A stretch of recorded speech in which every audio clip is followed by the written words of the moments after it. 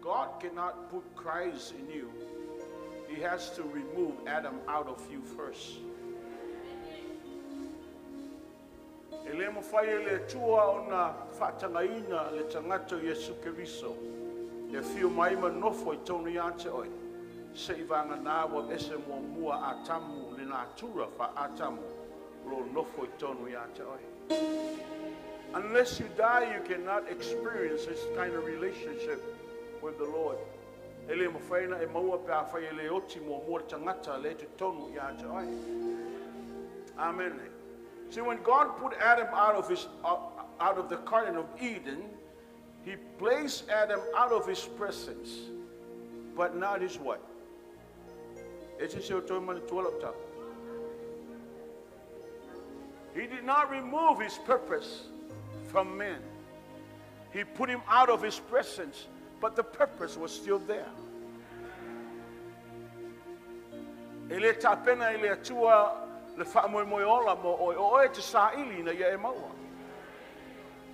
Praise the Lord. Tonight I want to speak to you about how to protect the axe head, the anointing, the power that God has given you. How can you protect it? How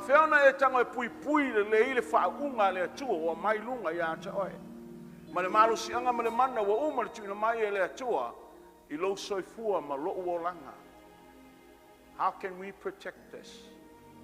Amen. When God touched you, something different is happening in your life. Something different took place within your life.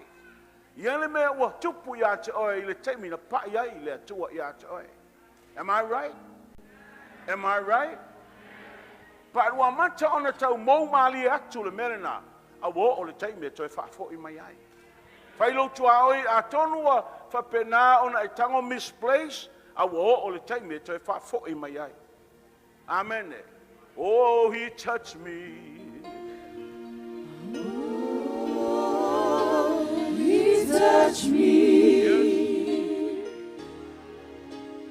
And all the joy that touched my soul. Something wonderful happened.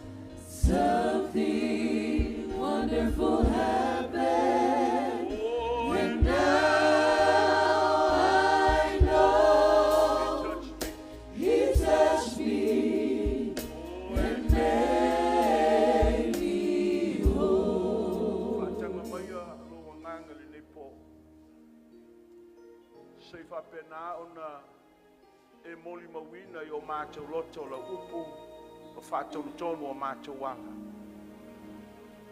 Father, tonight I know that your presence is in this place tonight. Every single individual under my voice, I know, Lord, there's something that individual is longing for. Lea se tasi lo ifo lo leo le polni elese mea lo whaangangau I ailo na loto. Tofu I mātou ma le mea lo nau ai le atua. Nisi teimi a tono lo whapena o na vave, mātou tau mawhaina I whaatino, a oe ale li e te māmalama I lau taimi. So oftentimes we try to push it, but we need to wait on you. We need to wait on your timing, because when you do something, actually when it happens, it brings joy, victory in our lives. So tonight, help us to protect the anointing that is upon our lives tonight.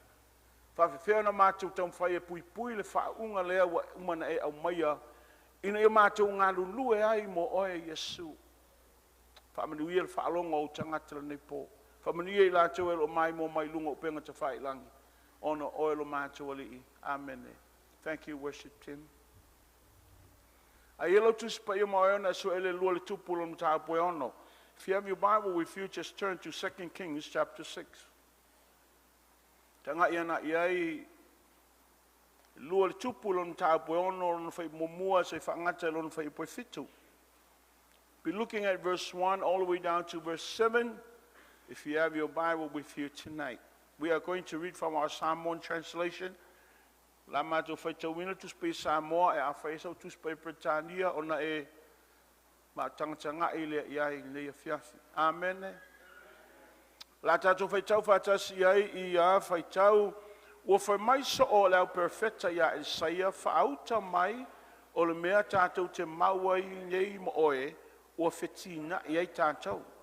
Sei mātou wo ia I o tana ma taitasi le tangata ma ave ai lana la au mātou te whai ais le mea se whale mātou te mauai. Ona tali mai leo o ia I nā o ia. Ona whai mai ai leo o le tasi sei tātou o mai mātou o au auna. Ona whai atu leo o ia tātou te o lava. Ona lātou o ai lea ma ia. O fo I lātou I o tana. Ona lātou tā. Tā le tasi le la au, ona pa ese leo le matau le vai, on ma alanga o ia, wa whapea mai awe, leo li ie awa o le mea no. Ona whai atu ai leo le tangata o le atua, pena pa I whea. Ona whaasino mai ai lea e ia o le mea, ona wawai mai ai lea e ia o le la se la au, ma lafo atu, ona ope opea ai leo le ua mea. Ona whai atu leo o ia I nā awa e ia. Ona apa atu ai leo I lona lima ua tango iai. Amen. Vi ia le atua le nei fiafi. The company of the prophet said to Elisha, look, the place where we meet with you is too small for us. Let us go to the Jordan where each one of us can get a pole and let us build a place there for us to meet. Ke le lo le lunga sa tau fa sa lunga fa tau wa toi o to moe lo fa pena ona le mama lama le matunga ngana mi ia le atua. Now ola mata upu mo o le pole nei protect your axe head. I'm not saying to protect the axe. I say protect your axe head. Ia pui pui le le utoi.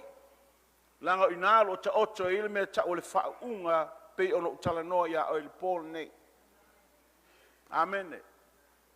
E iei taimi e whapena ai ona tu fesili le tangata lona vala uina.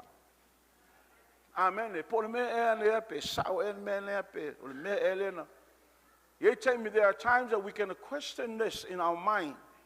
Because actually me le tauna I malamalama I le pole nei. Ele mawhai ele atua na mai se mea, ele I taapenaina ele atua e whaatino ai ngā luenga mo ia. E ofo ia ele taimi pēa o le taimi talo so sa ngā luenga. They always ask for those who have the experience. A le ese poto masani e whaingata ona e mau le ngā luenga. Pete lelo whailonga po lea, what kind of degree you have, but if you don't have the experience, ele mwhaina hai ainga o ele ngā luenga. Bi ia le atua le nei po. Now, in le fiafile nei, I whaita wina le tala le tuspa ia, when you read, as we read tonight, o le mele te wawa iai meta o le potential wa amata o na tūlai mai. It was hidden. Sale loa. A o le mele wa tupu, lea wa amata o na expand the ministry Isaiah. I le taimi no o mai Isaiah I tonu o tungala wa pinga le iai so o lau perfeta. Ele I loa le mea ta ole, ele I loa le tangata lo o iai so na taua. Well, milka o potential is a hidden talent. It's in you. O le mele lo na tia I tonu ia te o ele ta mau a inga lea. It's tauna mai fafo. Amen. A o le mele tupu, o le iloa o na wa whaanangolango te le tangata, I le tangata o Elia, a o le mawhai ai o na lue le tangata, whaatino rona valawina. Amen. So sila mai la le atua, wo o le teime taunga exalt ai pe excel ai, il au vahenga ia, a le whalawelave o lo no nofo, I lalo le taita inga le tangata o Elia, e le o mawhai o na expend no latu loa, mo lo latu mafofau, I le tamau a inga whasoa o le atua, lo nā tia tonu ia I lātou. Amen. So God has to do something. See, the single Elia, e tele me pātātou malamalama iai. You know the story. I don't have to go through that. Trying to explain to you. A ole mele wa tupu I wale mawhaia Elia langa misiona. Langa misiona Elia, tauna malamalama I le pōnei, ia tātia whapena misiona Elia, ka ko sau misiona Ēlisāia. Whamai ka ko ia Ēlisāia bishop. Whaftai. Ona wa uma le taimi o le tangata lea la wa sau le tangata. Ai le yo o le taimi wha malamalama ai ngā luenga Ēlisāia, te taun tātou malamalama I le mea wha ta oto le tangata o Elia, ina ia mawhai ona e loa lou vala a wina, ma e tau muli muli lou vala a wina. Amen. O le tātou manulautia mo le nei tau sanga. Our theme for this year, 2023, you are target of God's love. Taulai mai le vaaya le atua, ma ua target le atua oe, I le ua le atua le whana mai o le alofa. Amen. Now, ta otola le mele nā se wana amata le tātou ta upul pōl nei.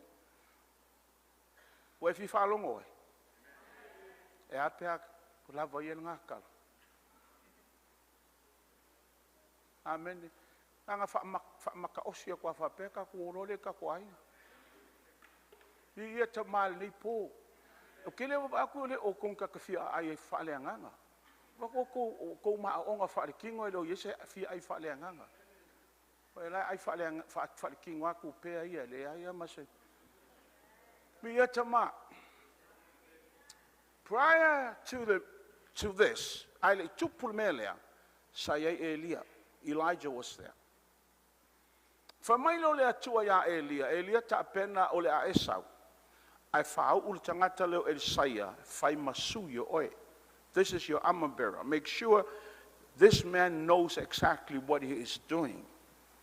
Elijah, when he comes in the office of a prophet, he was more like a teacher instead of a man giving the word. But he's more like a teacher, explaining what's this, what's that. Ina ia malamalama tangata in mele taunga tupu. O Elia le perfecta, he demand na sa wakul mea, ia whaalongo tangata. Au Ēlisāia, it's more like a person, people. Find so ta'i mal tangata, whaamalamalama atu tangata le mele tauna malamalama ai. Ino wa taula e wa ola le taimi la ave Elia, whamailo le tala lea a Elia ia Ēlisāia, o le aso ni ave ia o e lo umatai. Lo le leia Ēlisāia le mele tupu. Ai le mawhaina tu ua le tangata muli. Le tangata lo iai whaamanianga. Se I matu umai lo na matu pala. You cannot let this individual go knowing that this person has all the things that equips you for the work. E te le mana o tūl tangata e alu pe a whai te malamalamo o tangata le lo iai me uma e whaau penga hi nai oe. E o whai a le teimi e tauna e malamalama i teimi whape nei. A whai o te le malamalama I se mea. E le te taua ro nofo pe moro u le malamalama. E te taua ro walu e whisili le tangata o le atua. I need to ask. Awa au le fasili ele mo faino fa pena o ta tala mai le loto le tama loa le e fa pupula ia ta o le me o te fia loa. Amen. Na le mela le wa tupui wa ta pena Ēlisāia mo le aonga au perfecta. Ai le ilava ona saunia Ēlisāia mo le upo le atua. E mana mia Ēlisāia le mea le tama loa le. Amen.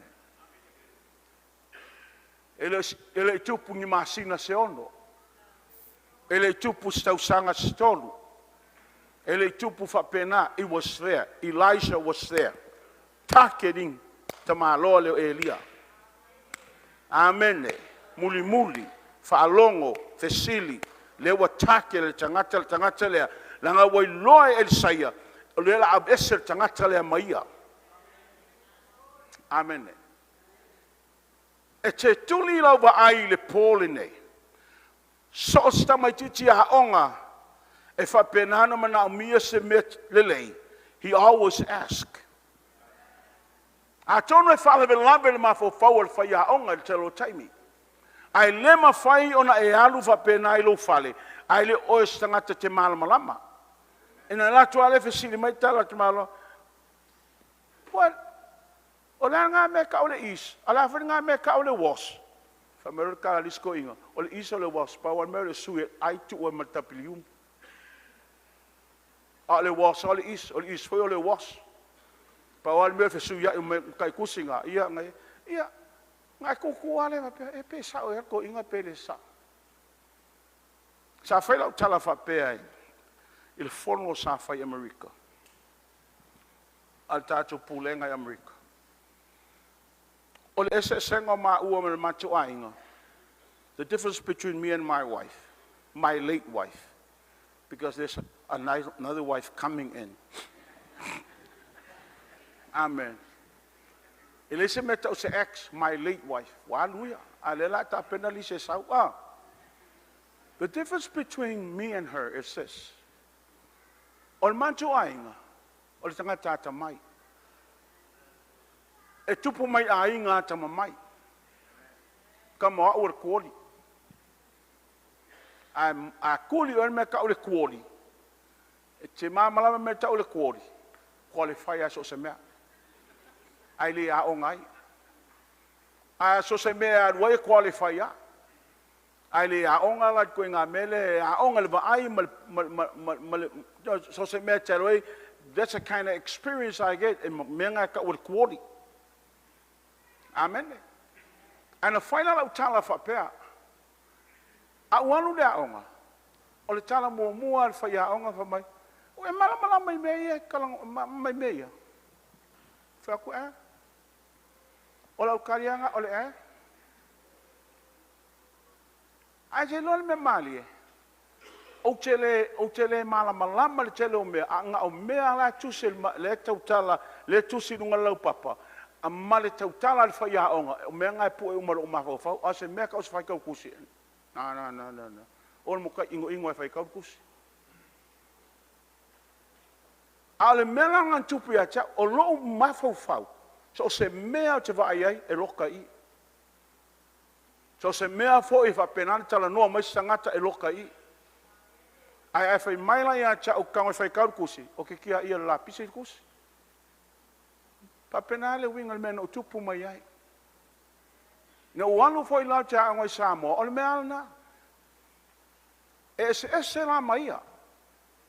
O leo tala noa me tau mo tangata onga. Amen. Fe maina le tala al macho ai ngalisa se tau. Te loli e lia. Wanga ke le koli ngā use ingoa, se sia ingoa. Ai wha alongo foi a olanga. E longo fia wa kol fa pen macho ai ngau. Elia e Sarah tavai, Bishop Elia e Sarah tavai, e ele me kele ala sa wekua. Ai afa pupuro ungoa Elia tavai, ngau lola la o ke me Ai saulo afa pe Bishop Elia e Sarah tavai longo winga e ele me kele ala sa wekua kala le.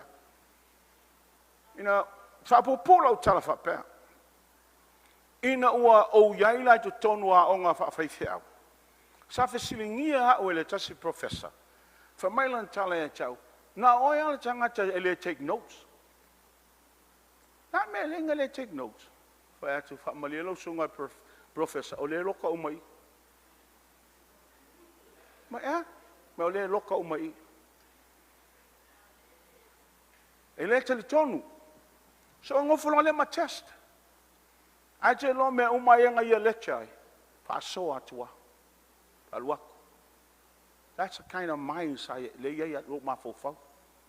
Fa mai le se fai fiau le, ana me le mai lo mafofau ma. Fa ko le mfa ngo ko mafofau lo me alo fa le tua le ku ko lo mafofau. E pi mo pe me po aka nga tiri ya ku lo ko. Fa penale wingo le me alo fa le tua ya cha. Ai afi mga oila. Ngā sau le ka, sau e fōfō o vai mele. Mele sau ngi mam kuanga. Ngō wha soa ku rei lo mawhawha. Ngō wha aki e sunga pali, wha ako koa mai mea ia ala au ngasa. O le a mai ala pali il mea ako ai. A leo sau mam kuanga, wha whikai mam kuanga, wha manguia le atua. Paula o se kenge ngā ki fōfō a. Te wai e sena maa ngai o ngai mea lofa. Ai paua le mea o le haia mai o le kenge. E le haia inga.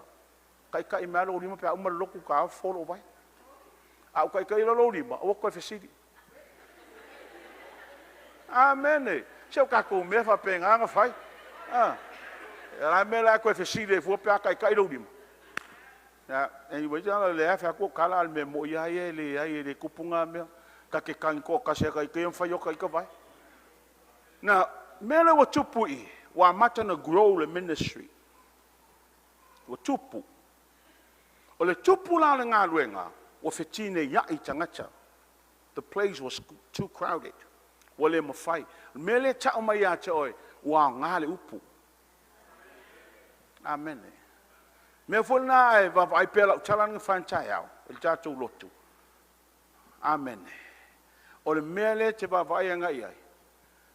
E sui ale tausanga, ai le sui a tangata. O le tumuia an kai au le mai lo loko. A le vo le afiafi. O le ai fo. Ua vaila le meta o mo le olo le upu. Ngala wai le amen. Awa ana olo le upu. E le mawhai ona e vaai tangata umai ana i le tai au e te vaai e fo I le fiafi. Toi whaapopo me maisi. Mi e ta maa. Menga lewa tupu I no whanga lea. The place is too crowded. For mai le tala au perfecta I le tangata 𝐚𝐧𝐨𝐢𝐧𝐭 se ua whai asi tine ia I le tātou no whanga. Whaatanga mai a mātou se mātou o I lalo e tofu le tangata whaalongo le ngā luenga la. Tofu le tangata malana la aweta na mai le se tātou whai se whale lewa matanga ilmeta o le expansion of the ministry. Ma foi fea a o ino tangata le upu. Amen. Ai sau man fa matalanga fa pe saia tatou te ho. They are prophets. Ai lo le lau profeta lea. E le mawhai ona tsili atu latou upu I lungo o tangata lea e ngoia 𝐚𝐧𝐨. He's their overseer. Amen. Po o oe au le whaiwhi au. E mana o mialo fasili. Amen. Awa le whae e lo le tairo le whaiwhi au. Ona e nofo lewa pe ia wau keia le ai e mana o mialo fasili. Amen. Langa leo ato toa tato uma. Po oe fo le tai o le ministry ma le ministry. E mana o mia le fasili. Ina ia, ma whai ona cooperate whaatasi le tino, ia ngā lulue whaatasi le tino, e whaatino le mata whai yoi, nā lai ona tātou o mai whaatasi, o tātou o le tino keriso. Amen. E le ia o ina tātou e tā ofi I, nā o ina tātou ini whapenan whailo atu. Me ngata o le growth. E lo le growth o le ministry o oe whapenana tamau a inga lo manatu mo mawhauwhaunga I lau whasoa a le growth o le ministry o le whaina manu malo mai o elisia nganga lo le iloa la le nofo I tono lo a inga. Amen. Now, toi fo I lai tua, wha mai koi repent wha mole mole. Wha tai ai tangata I e salamo. Tai ha toi lau sala mole fa mai ko repent e la ka koyo la tua. Amen. Ai le abe Elia. Anga I le Elia anga I kirkala fa mai le tala Elia fa pe ya 𝐚𝐧𝐨 no foi nei. Fai o ma fai fe au le kalesia le. Langa o vala au o le tu o te alu Jericho. Kirkala lo no winga the rolling. O se mea whele pe te tango e whaatavili. A o lisi o na winga e whai o na e wawaianga I ai, wa o mea I na tupu I na wo o I kilkala. Tau nuu le nuu I kilkala, wha mai leo le atua Yosua, a mai ma asuma le lua mai tolu Yotana, tu ui lunga ele lea, A fesile tō whanau, whai ai, o le mea na whai ai le atua, na whātupa i le atua le talaina o le o tana as savavani. O lo iai whapue ngā maai o, ai i le taimin te puni ali o tana, ai tūrai mai loa whai mai ua le to iai se manai, a matana ai fual ele ele. Ina wala toa ai fual ele ele, whai mai lo le tala le atua, wo o le taimi per to mele no. Amen. Le taimi na pa iai le naifi, ma whapenana vese le pa o mai tino tangata, whai mai lo le atua, wo a vese le rebroach, wo a vese le luma. Lono wingo ki kala o se amatanga o se mea fau. O se la sanga fau. A on tatu tala noa pe a new beginning, something new, le tatu tala noa le mataupu o le satauro. A wai le ai se mea tau se mea fau, e maua se tangata i sisi ano fuanga, ai maua o na tangata o keriso. Ngai loa leila e saia, o mea iana tupu ki kala. Whaama aile pelu, whaama aile neifi rono winga, whaama aile upo le atua. Amen. Wo o le teime whaama aile fionga le atua o tatu o langa. O lai mo moina nuu, a lai whaalongo mai, wa i le fuanga le tangata o Yosua. Lale o whaama aile pelu sa auni e per tomel nuu. E le ma whaia na tupu se mea fau, pe a le rimu le o langa tuai. Pe no whaia tu ya oia na tai au, Adam has to get out of you for God to put in Jesus, in you. Ele ma whaina tua ele tua ia suia oi, alo hola pele natura fa atamu. Amen. Boi I la ki kala, fa mailo Elia e saia, nofo la I. Nofo I. Nanga leo vala au le atua au tali Yeriko. Mai tamai o le ngā luenga le atua. E iai teime alua, e foi teime matutu ai. Manaia, lo experiencing o le satauro. But you need to pass. Ele tauna nofo e pe I. Amen. Awa mai lau lotu te lau teime o satauro. Te lau teime o satauro ala mtau poe ave. Sai lo tala listo ina.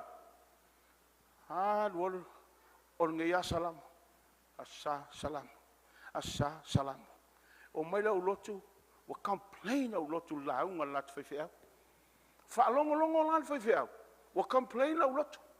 Whaamelo le tala whewhea, saulo lisa safa, mo suira na launga mai. Tātou tanga i ane la tusia matai o lom tau poe lima. Ia ua, whai tau tangata. O fia tangata le a sui. Le launga whewhea le tau. A saufa mai. A umana whai tau ke i fo leo ko maka kusa salamo. Na tusa le wa halu mo mafo tangata ele tusi le ana faitau nei o la asawele la nga e ko mai ko ke nga le ko maka ngai o kusa salamo ele ko on mo faia o le mea kas. Amen. Ele ngata tatou sa taulo o le amatanga le o le olanga o keusiano le sa taulo o me te tupu o tatou olanga tatou va ai nga sa taulo langa fa pena fa mai le tala a Pastor Amy. Pastor Amy. For it was a big exchange that take place if the Satauro.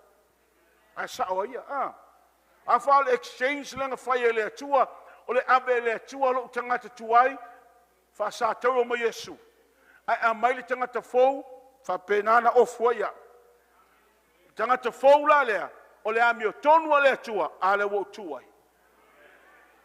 Ele tala noa la o ia tau lo tua nai, tala noa mai o ia tau taimi nei, nanga ile tua wa lesa o tua nai, na le taimi nei. Ai au ngala mo li mau tua nai, en whanga koso mai lisa nganga, o lelo o a ngai a toi se oli. Wa e maua mai nei tai au, ni e fiaf. Amen. Mau me mato mai ni e a lefa melo wa fine, mai papa. Amen, me kse uli a kur kakabali. Fa kule ai, skaiminga e uli le ai. A tu mai so uli a. Mai o fact ngai malama le testimony am ko ngai lang fain ka ya so mai lo ko thing sort of ilo malama telia of actually this is what am ko ngai was saying ngo fa matalanga ile kalesia le tiki le ngai na lo I of aku o le night club o le pa ia e ing mo ka Malua i lisi ma le avalesi. Ka ula mea whapea makanga e aka mai a. E lopo oi sai o ngai fo inga inga ngā kaimi. Wafina. Ua uma nei ni whaila utala. Au ngā whamaila am tuana e wat sei tala noa ia. Ka ula alea ngā vai. So did you know what I was saying? I no. O whatul tala lea am tuana inga whai. Lea lau whapula tu ia oi. Back in the days, there was a pango koko where Evelani is at right now. Menga o Evelani sa lea nei o le pango koko sa omre kakno ia Paul Pearson. O lon to final tenero Evelani lenga suye le ngole. Pia lea. Taimilna Suluono Tausanga. I was 16 years old by that time. Makere koi malonana. Ala Suluono Tausanga. No kakai lenga inga, I was playing there. Ale tala am tuanai, lenga fai. O le pusa kiwaka, in which a saule leia, o le pusa kiwaka. E si vai ken ke le ngoa.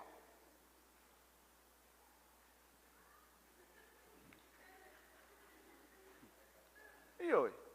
Ole kalangoi mesa. If I'm like, wow.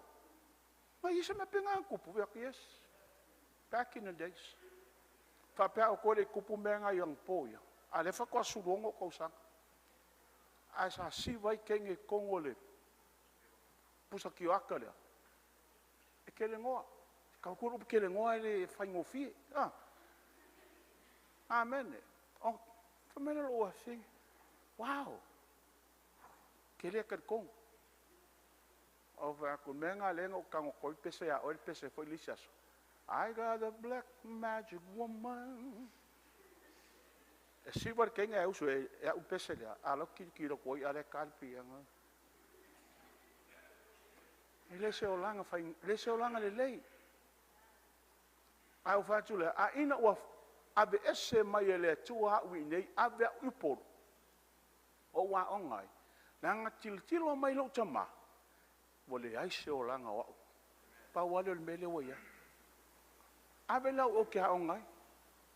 Ana le o le upula lo tama fa mai ya cha. Le lo ta o tia o le fa penana no fo mai pone. Fa mai lan chala elia.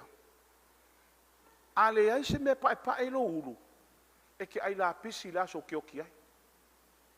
Nanga le se lo fa ya o. On lo wo langa le. Ele lo fo e le fai.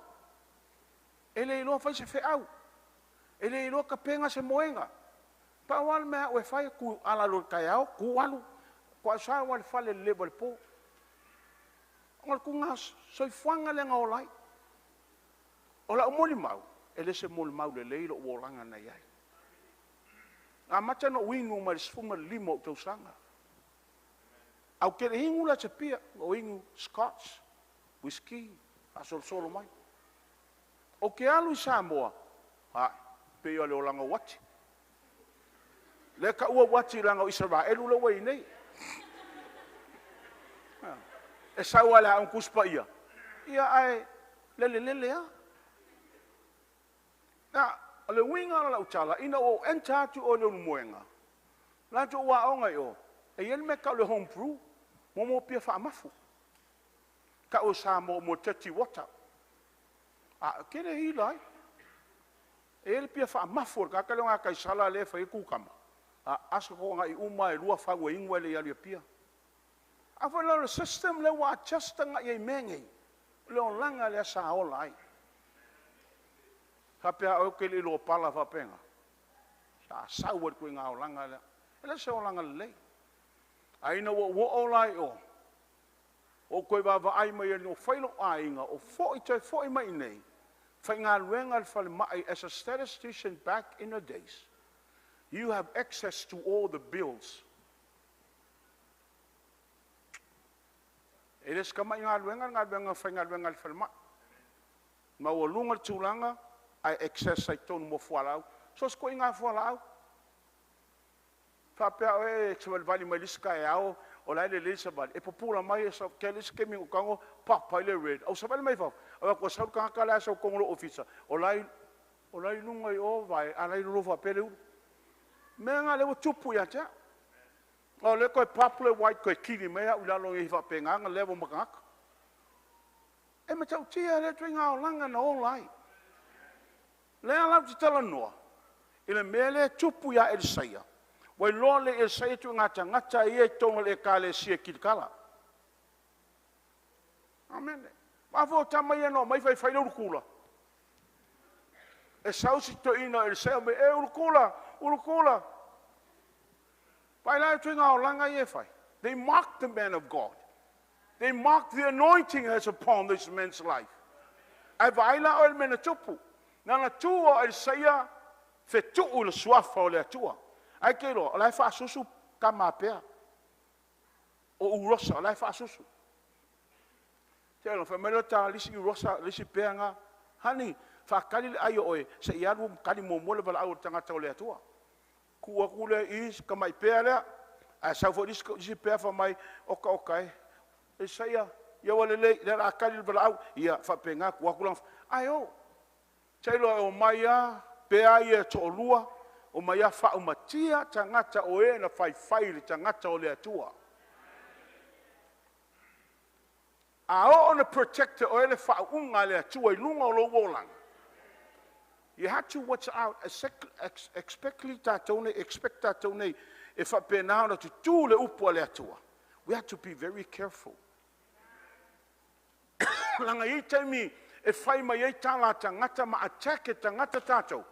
Ma le malama.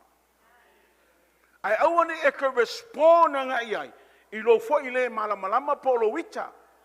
Ia e respond ai mo lo loto fa mawalalo, mo lo loto fa mangalo, ina ia fa penana, aua ne I pai ai tangata le se meleanga. Nanga so se taime tango tangata le fa unga lo wa uma fa u wai oe le atua. You have to be very careful. So lelo se me fai ngofie le tango o I lunga le whaunga ma lote le whaunga lo lunga le o langa le tangata vai a Elisaia le taimi ana whametam e le urukula wala no whalongo I pesa ka mai 999 Elisaia uru shine Iva Elisaia lu uru ila le pesa tamaiti malalato le malama wala te whaale au ngā ina, le whaunga, lo lunga, le o lango Elisaia. Le ala mele tupu, respond o Elisaia. Mai tau teimi ngā lese me tau se grace. Sai lalo ta tu la fono. Tau ile mata. Amen. Nana wala awa Elisaia fa mailo pea. Wale lei Elisaia, la waku. Tau tia, Teimil nei, lo tatu wola I lalo le grace o le atua. Le ale me fai le tangata ia oe, aua ni e respond I lo wita. Pui lau whaunga, pui lau rutoi.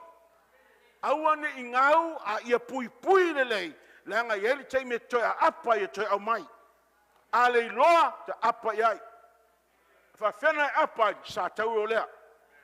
A nga I sa tauro, a wa o le tei me pa ua le sa tauro I lunga ina, e mahanu lunga lea, le whaunga lea ua le iloa. Amen. Whailo tua oi ni e fiafi, aua ne e vave na ita, a ia vave na e alofa, whaamangalo le tangata. That's Christianity. Mena ta orkeusiano. Amen. Ta te fiu nga lue pe tau whaatino, ai ale mawhaina o loa whaamangalo. Whaingata, ona o moa se maftanga malise uso a keusia. Whaingata, ia lea tua. E le o tupe e mawhai ai ona attract le tangata ia oe. It's your personality. It's your attitude. Tāua I le atua lo personality. Tāua I le atua o winga. Po le alu au le lei a o ua winga. Le se fia wo ia oe. Amen. Wai lo foi de kenge foi de fea. Oka ese malanga fia fancy manga mio. Wa ko nganga le kan ngoi kupulanga vai kai minge a. Ele kan ngo pe ma tu ya so ia. Ese foi alanga ngana le fa nga ni vai tau. Ali ko lua lo o tifa malangkenge la. La fai kwa ka kola. Ala ya la lo me ki lo kalangoi. Kuilunga so ki kilo kia ua. Kuilunga o lunga ko. Kuilunga. La me ki lo kalangoi. Ki lo fiera unga. Ia kuele pe fa penga. Kuele o ki ngo fora pes ku pe. Si o malie anga kwa ngo fole o luela. Na, pa aila o le tupu I kilkala. Ki kilo mai a kia, au aku e serua maka mau ki kilo mai. Lo mena tupu I kilkala, o pasi 𝐷𝐸𝐴 kilkala. Ona wai loa 𝐷𝐸𝐴. E iai le fe au tā ua la Jericho. Tifa ole wa lua lo uru, ki kilo mai. Kako kufa kasi aka mai uru aka kua. Ia le lua aka le lua operation o whaangofole o rua ilalo. Now, tanga ila o Jericho. Jericho ai vavaenga I mena tupu I. O le ruai vavenga na whai 𝐷𝐸𝐴 I. O le whaamanga loina le vai o ona. Melo na lua na a le mena tupu Jericho. Sa iai le whawhine talitaane. Amene. E lotu le alofa tu noi popua. No foi lalo. O le fine la lea. E ngoia raava. A le fine whaalongolongo. Mele te loa I tangata e malamalama. Ai e foi tangata tusilima. O tangata tusilima, wala ko wipe out tinga le fine le ilo ato mafofau. Ono le attitude mal tulanga lo iai. O lana ngā luenga lea. E whapena ono mawena tupe. O le mea tau o le whawhine talitane. Actually, she's a prostitute. Amen. Aso uma e whaalongolongo ra awa I tala whi awea I mai. Tala momoli I tangata I whaatau. Ma tangata I o mailo na whale. Lato tala noa I mea tutupu. O le molinga mai la le whaamtalanga. E o mai a ra awa. Lo yele nuu lo a ngai mai. O yele nuu lo a ngai mai. E se foro la toa tua. Ao se tua ha amatautia. Praise the Lord. Whaamatau tala noa tangata ia oe. E leo tala noa se negative side o oe, alo tala noa se vaenga tā ua lo wolanga, wa whai oe ma whaamanu yanga I stangata. To ngā news ngā reka ke whia whaalongolongo iai, ai te roa, sa si tala noa se news le ia oe. E tala noa tangata I mea wale o to iai. A o mea wale wangai lalo le toto le li, e le alalawe tala noa. So se kai me moe vai fo iai, wa ke ngā skai li fo ngalaku fo de loko ngei. Ai vai nga skai. Waka fe. Yo ka vai Isabella mangi ko ka ala online ko ka ringa ala popo. Ai le kekele o rimo ka vale vai e fero. Wa vai nga I tuinga me le tala noa I tangata. E tala noa I lotu ana I lo tala noa ya oe nei. A wa whaonga tangata upu yang whaamtalanga e attack ai oe. Ai le oe na. A whailanga ngā tanu I oe kirikala. Wale o te ali la oe le lenga kirikala. A le tangata leo savali mai I. O le tangata na te momo lia le mea le lei ina ia tupu le vāvenga I. Amen. E whaalongolonga rāava. Na sui ai, the whole perspective was changed. The way she looked at the God of Israel. E wala na ia vaai le tua o Israelu. E wala na ia vaai tangata to olua iena I. Ai whaalongo le tala te mingo entai tangata I le whale rāava. E le ingi pisingisi peonga te mingo tupu mua. No. O le ale me le saili. Le vaai le tangata I malama I le tua o Israelu. Na ia I loa o tangata ia mai le whaaotanga I te tonu o lona a inga. Aua nei tuua tangata e o, a si a maise upu, ia ola ia umalo a inga. I know I have a past. I know I have this, but I'm here to save my family. E loa le ra avolon tua na e lese se fia tala noa iai. E le fia kalonga ilong ka maamolong ki ngāmo ngā usamong kua whawhinge po halawa. Lese se fia wa ai e tua na i o ra ava. Aina a vea ra ava e whai mo wha o tanga o lona a inga. Ono na tangata ua pai le tua le loto. Masui le tua le olanga. Tu rai mai loa, tu poe le vavenga. Now, can you imagine? Paui, fale tonu le nu, ta lepe le tuai, ta lepe I a tua le fale o le fafine. Le fafine ta o le fine va ai. Na ia va ai mamao. Na ia I loa mamao. Loa ngai mai le fao le tanga mo ia mo lona ainga. Fai tau na ngā fo Yesu, la le sa wele ngō le fine lea. Amene. Te loa le atua, ele va ai le atua sou le anga. Ele va ai le atua ni o se. E va ai le atua te tano lo loto, lo iai le aura o lai ai. E tau na whanau mai fafo. Amene. A o on whawhai le atua, mai salamo mai sau. O e koe popole fui tala tangata. Isi le me wa tanu mi ai o tātou olanga. O le tātou whaalongo longo fui tala tangata. Mai tau ma whai I oe heilo ma fau. Amene. Te loa le laulangi. Se ngai whangau mai au whai o kala. E ke o ke au whai o kala. So don't waste time. Amene. There's so many things that we need to do for the kingdom of God. Just to cuss about someone else. A fia whai te tala ia Yesu. Tango whai kala o Yesu. Hale pepe le whanau mai petele ma. E hale kama leo whasau loko kako. E hale kama leo. E hanga kala whai ia Yesu. Amen. Whapena le tangata leo raava. Nei loa le leia le tangata o Esaia. E lema whai ona ia pasia ia riko. Tau no o ia riko langa le nu o vavenga. O e malo soi fua whaalenganga. E lo o whai na whai e le atua le vavenga le whiliwa ino lo tangata. Tangola I e tau seisi. Tangola I e moli mau seisi. Tangola I e whai loa stangata. Le mea na whai e le atua e lo uolanga. Whapea le upa le uso o setu matala noi fafo. A lai whai tō whono. Whamela na tala, so le wau sau o wa ai se lo uso. O kua ai sui ar ka haka le o setu. O whaka sui le leipe, sui le leanga. Ai aka. Whamai o kua ai sui ar ka maroi le lei. Amene. Te loa se moli mau ha ele o whalong. Tala noa ele o loa le tangata le tala noa le tangata me wa whaia le atua mo oe. Kiri kala na sui e le atua. Tau lolanga e vai vavenga. Amene. Wo o te me tātou tau tala ai I le lei vavenga o le atua. I o tātou olanga. Amene. Te loa tātou fui lotu lenga whai.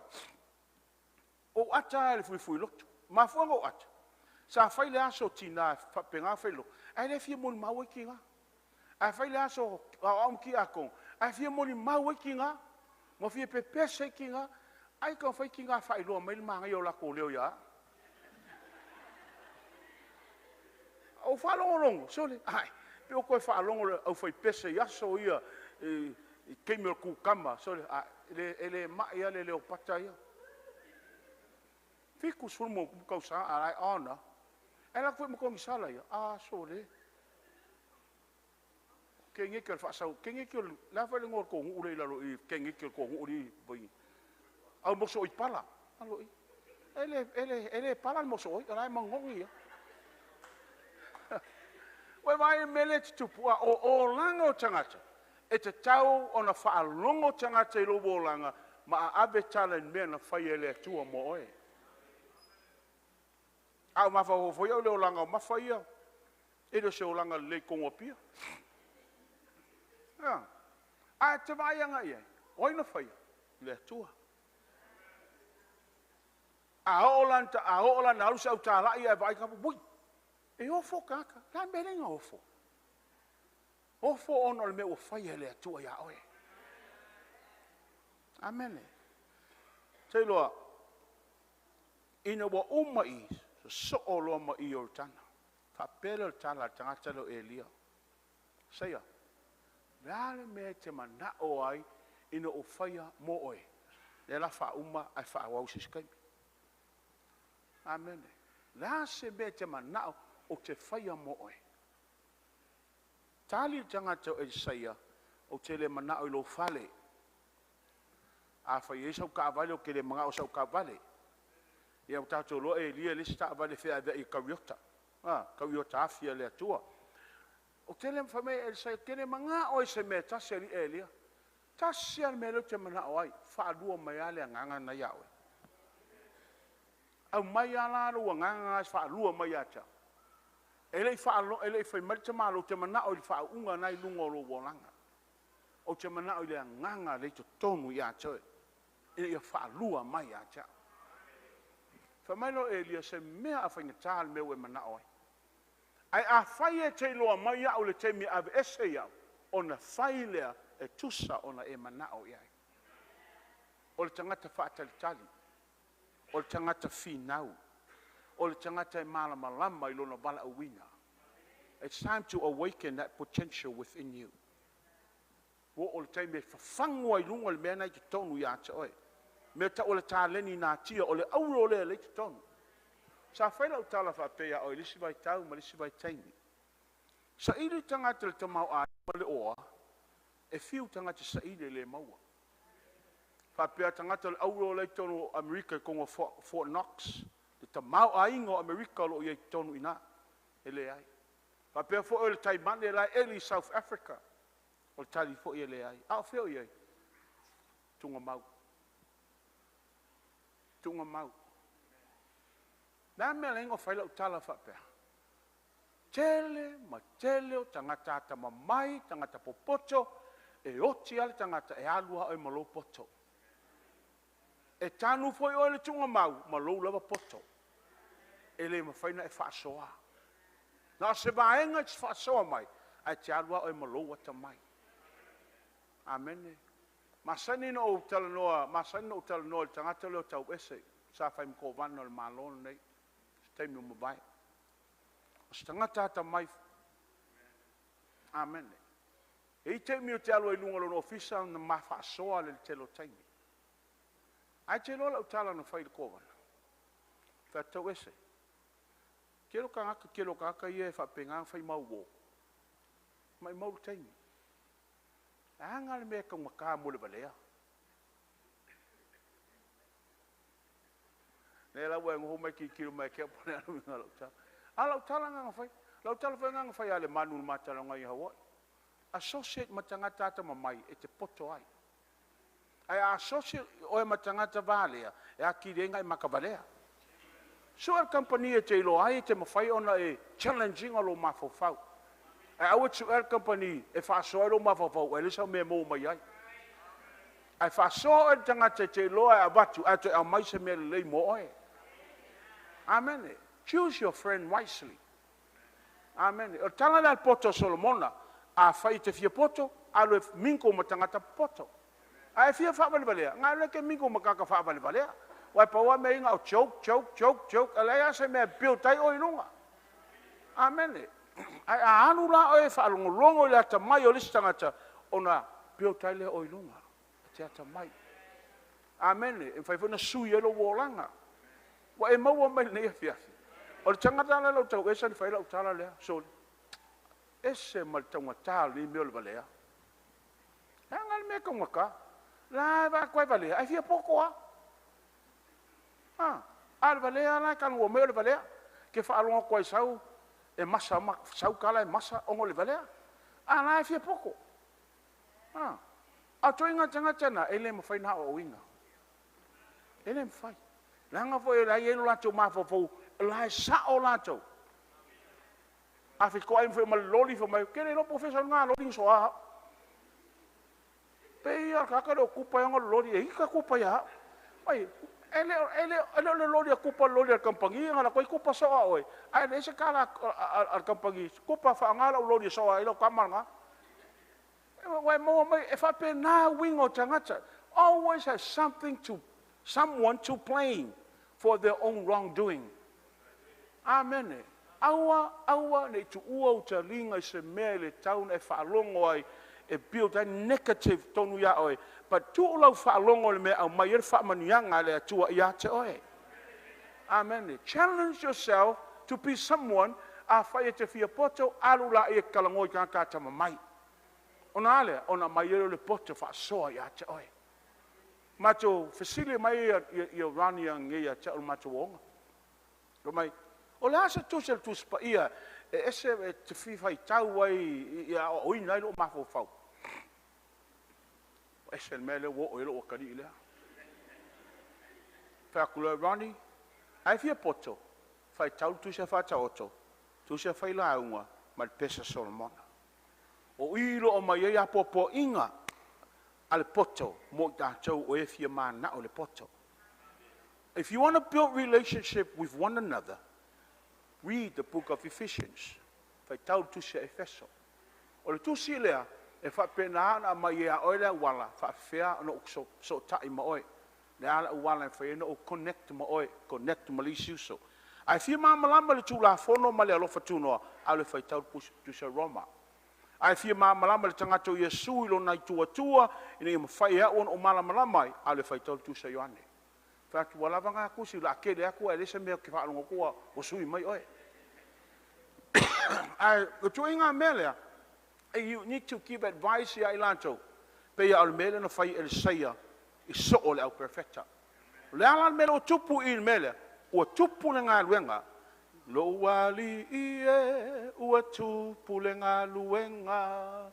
Lo wali ie, ua tupu le ngā luenga. Ua o whaalongo I le ngā se o lula au. Ona o loa lea, ua tupu le ngā luenga. Uso e tula I tua whawhi le taupati. I o le aso le nei sanga le muai. O soso mai atili. Oi le tawhenga vai. Uso e tula I mai. O tupu le ngā luenga. Amen. Tanga ia le mele vai fa mai so o le perfecta 𝐸𝐴 pa mole se tātou o e whaise si whale. Tali tanga tau le atua I ai fa mai tātou o mo wale lei. Nā le mele la ngata I le pōle nei. E o mai e lei loa 𝐸𝐴 o le mea no lai o mai malauli I lea.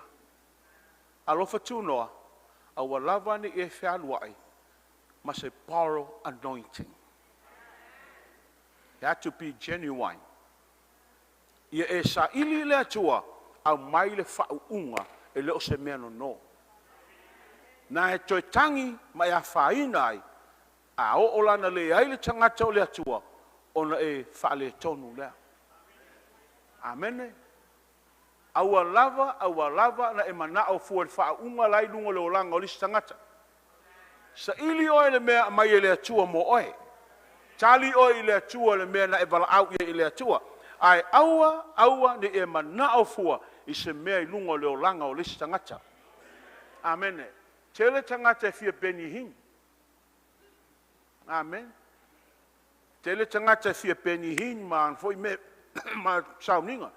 Na ili se li inga nga whailaunga ya mātou o le mātou mafutanga ya Marika. Na mātou iai la le sauninga beni hin. Saulo ka māloa. Ia whai umba mea beni hin. Whai ngō limo beni hin mga. Wako ma le pele ue. Kongi ka haka. Kongi aku le pā u lisi vanga. Kua mai le pele. Kua tongi aku lisi vanga. Pā u vanga nga. Whai mai le tala lisi fine na. Wau pa u. Onga le u le pele ue ka māloa. O ke pa u onga se mana. A o pa u. So le wau le mwhai o maa ngāwa le pele ue ka haka. O pa uro I lalo. Ia vai lang ka ko in me mo le kau fai fua o e kopi fua le mea e le se mea e sa ili ai. Aua. A fai e te loe te li sa ili ai. Aua te kau fai fua e kopi. Amene. Aua kau fai fua me se mea no. Tau fai a o e sa ili I le atua le mea e te wala au ai e tali mai I le atua I a te oe. A fai e te loa o fa pena anu tau mātu tūlau suau. Wala au le li. Wala au I le atua. Amene. Awa le wa tupu ngā luenga. Tato e peswatas. Lo wali ie ua tupu le ngā luenga. Olo wali ie ua tupu le ngā luenga. O ua o whaalongo I le ngā se o lula au. Ona o loa lea ua tupu le ngā luenga. O soe tula, tua whawhine taupati, o le aso le nei sanga le mua, ai o soso mai, o ile tawhenga vai, o soe tula, tula ima, la me tele tuma e luma kako pese, lo uali ie, ulenga luenga, o lo ua,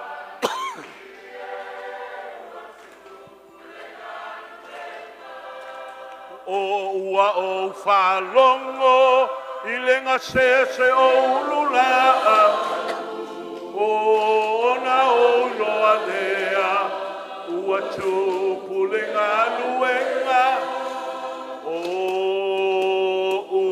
usoe, tua whawhine taupati, o lea sole neis,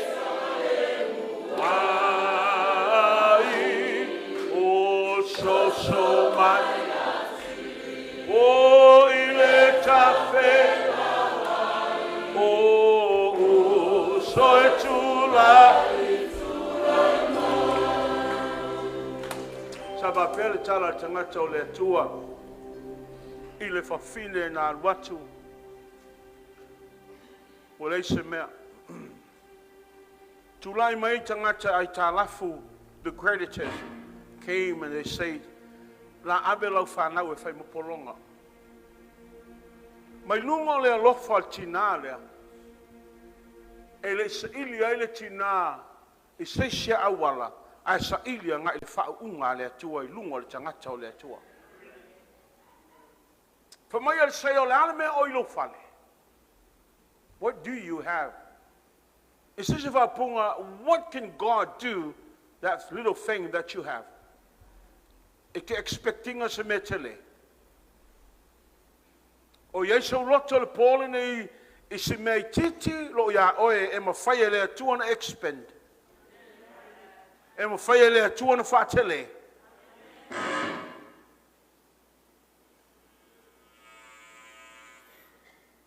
Whaala vila ve kere o ruamulu o menga pa o.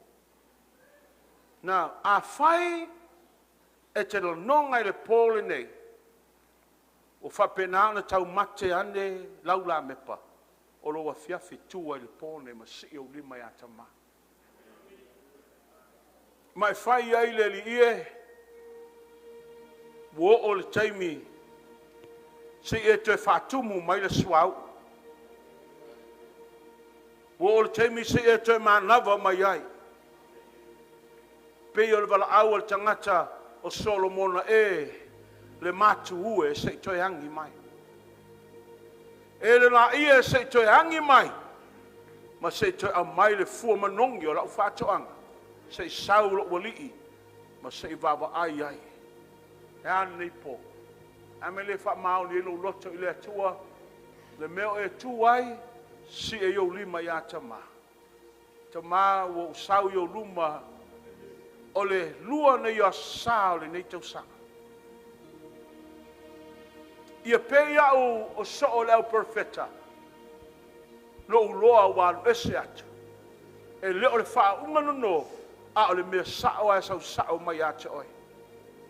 Toi wha lau tele le atua lo loto mo oi.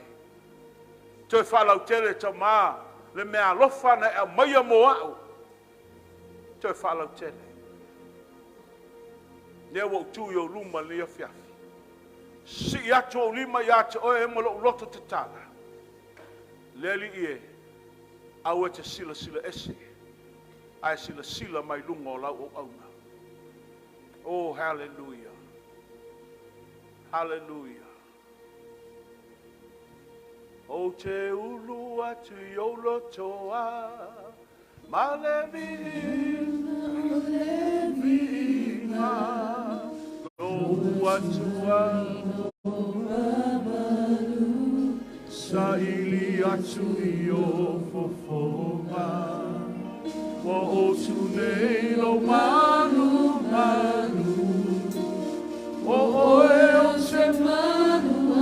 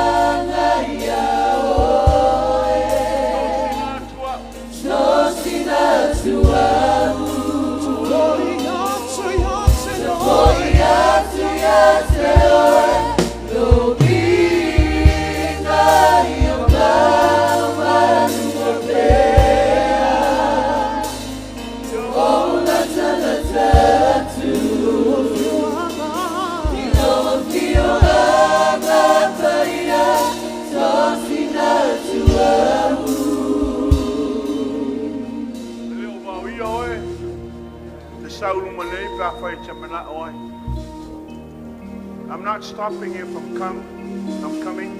Stand with me tonight.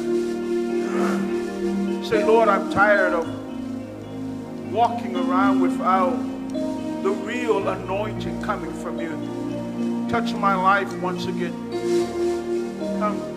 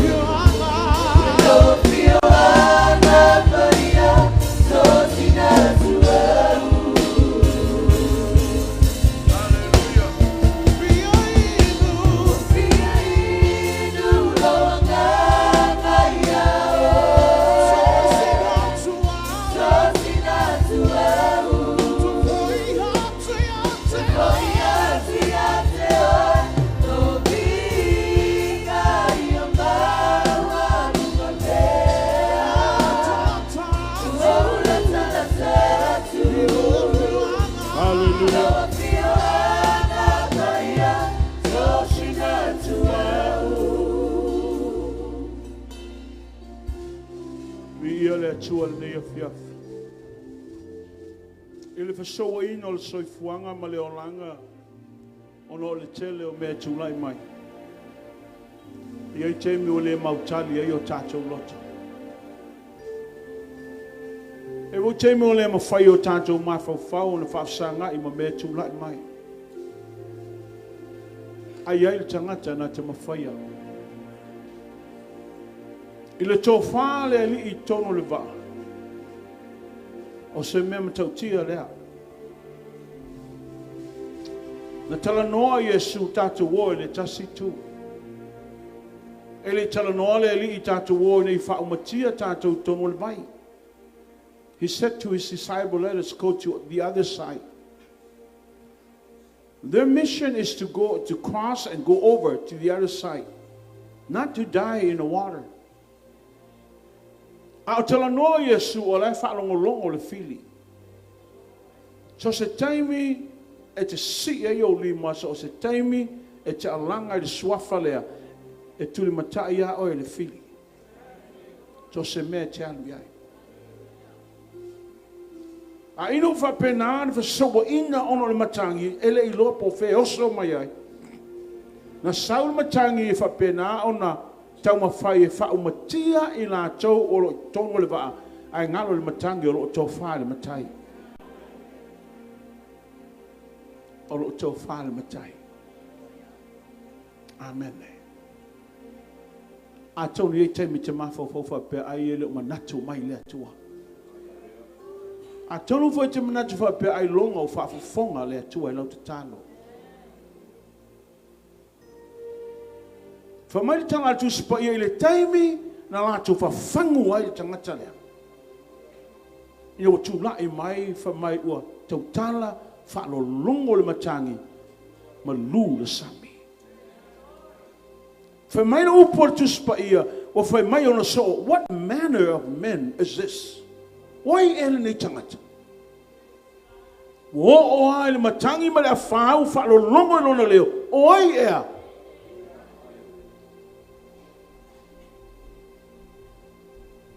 Whamai tangata sa o tala noa i ata o e lisi taimi. Iampa. Whamai na tala 5 o te le malamalama i le tangata le po ai. A so se mea e anu le tangata le e escort e le la. Tino e whawhiao e le la le tangata le ono le heilo le lungo lo unu. Whamai o te le iloa. A o le taimi na whapena o na tautala i tangata lea na amai e le file mu ia i lātou e lo te tono o pōponga. Whapea oe maa o le pōle nei. Te le taimi a whatia ai o tātou sā. Te le taimi a whatia ai le tātou wholanga. Ai whawhitai i le atua o lo o iai o ia te tonu o lo waa. He is in your boat. He said, He will never leave you. Oh, hallelujah.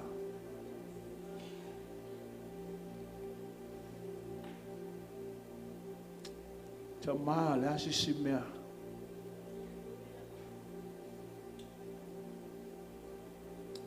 Wau folanga wa umane e amaya.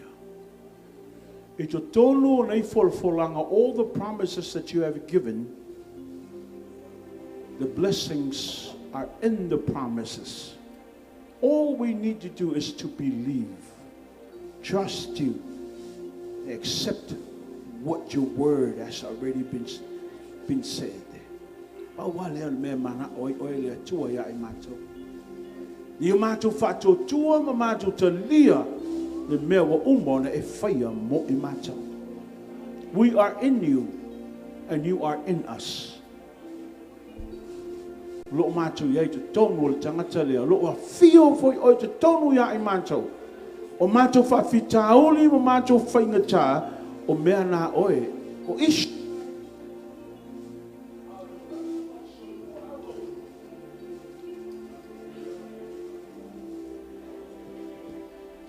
Angal le mai le po. O tangata una e bala wina mo lo finanga. Ele ai lava sei seu mato. E asa se asa. Ai le fa pena o no fa so soina pe tofoina. Ai mai tulanga o e fa tanga ai mato. Ini o mātou loa o nā apa tu pē i ātou e. Pei o le lai le vine na e whaai loa. E le aise mea mātou te mawhaia. Pe a whai e mātou te tua na o mātou. I le pōle nei. Te whaamau sali. Lau bana au i o mātou ora. Te whaapena o na whaau o mai mātou. I le whaunga mai le rangi.